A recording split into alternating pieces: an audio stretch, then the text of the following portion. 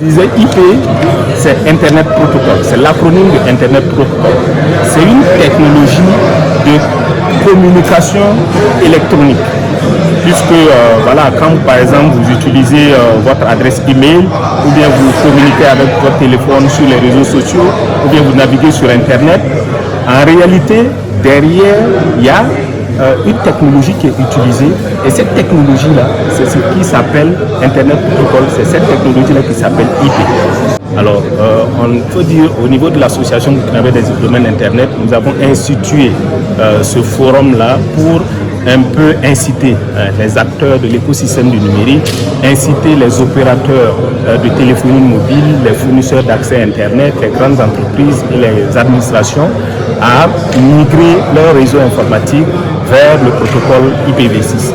Il faut dire qu'en fait, sur Internet, nous avons un protocole qui permet à l'Internet de fonctionner. Ce protocole-là, c'est ce que nous appelons Internet Protocol.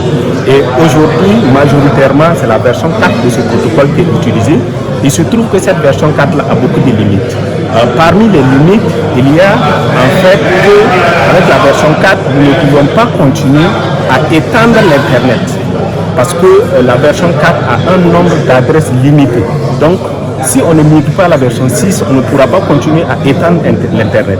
Donc ça, c'est la première raison pour laquelle il est impératif de pouvoir migrer vers le protocole IPv6. La deuxième raison, c'est un peu des raisons de cybersécurité. Il s'agit d'une opération qui se mène dans le monde entier. Ce n'est pas qu'au Burkina Faso. Dans le monde entier, chaque pays est en train de s'organiser pour quitter de la version 4 du protocole IP vers la version 6.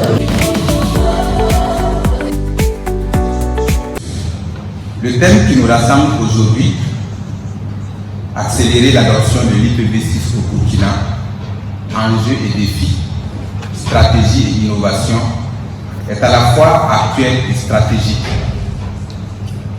L'enjeu n'est plus simplement technique, il s'agit bel et bien d'un impératif de souveraineté numérique, d'innovation durable et d'inclusion numérique nationale. La technologie évolue à grande vitesse. L'Internet des objets, l'intelligence artificielle distribuée et les plateformes décentralisées requièrent des infrastructures robustes, capables d'adresser en toute sécurité un nombre impressionnant de connexions.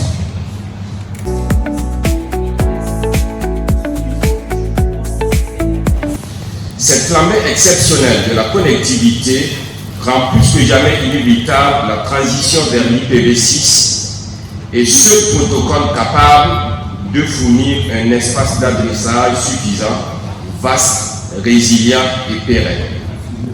La transition vers le protocole IPv6 n'est plus un luxe ni une option, mais une nécessité structurelle au regard de l'épuisement irréversible des adresses IPv4. Notre ambition est claire, faire du Burkina Faso un acteur africain crédible et anticipateur dans l'adoption des technologies émergentes. À cet effet, j'en appelle à une synergie renforcée entre tous les opérateurs de télécommunications, les fournisseurs d'accès Internet, les hébergeurs de contenu, les administrations publiques et le monde académique. Je les invite solennellement à élaborer sans délai leur feuille de route de migration IPv6, partager leur plan de mise en œuvre et contribuer à la généralisation des services IPv6 ready dans notre pays.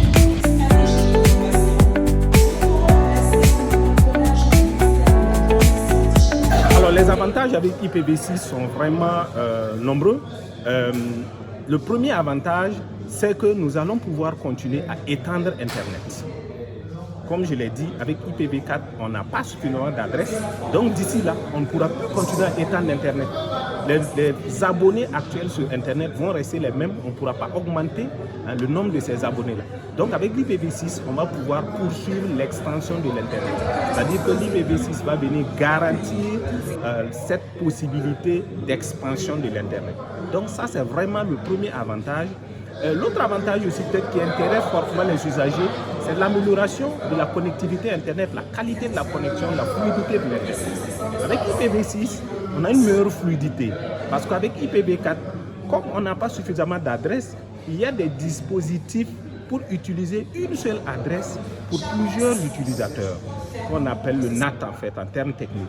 Donc avec l'IPv6, il n'y a pas ça. Chaque utilisateur va pouvoir avoir son adresse unique, tout comme avec la téléphonie. Avec la téléphonie, vous voyez, chaque abonné a un seul numéro de téléphone. Donc quand on l'appelle, on arrive à le joindre directement et ce qui fait que c'est plus rapide. Sur Internet, en fait, il se trouve que les numéros qui sont attribués aux usagers, les numéros qui sont attribués aux objets qui sont connectés sur Internet, c'est partagé entre plusieurs utilisateurs. Donc, quand un l'utilise, l'autre ne pouvant pas l'utiliser, ça induit ce qu'on pourrait appeler une certaine latence. Donc, ça ralentit le réseau.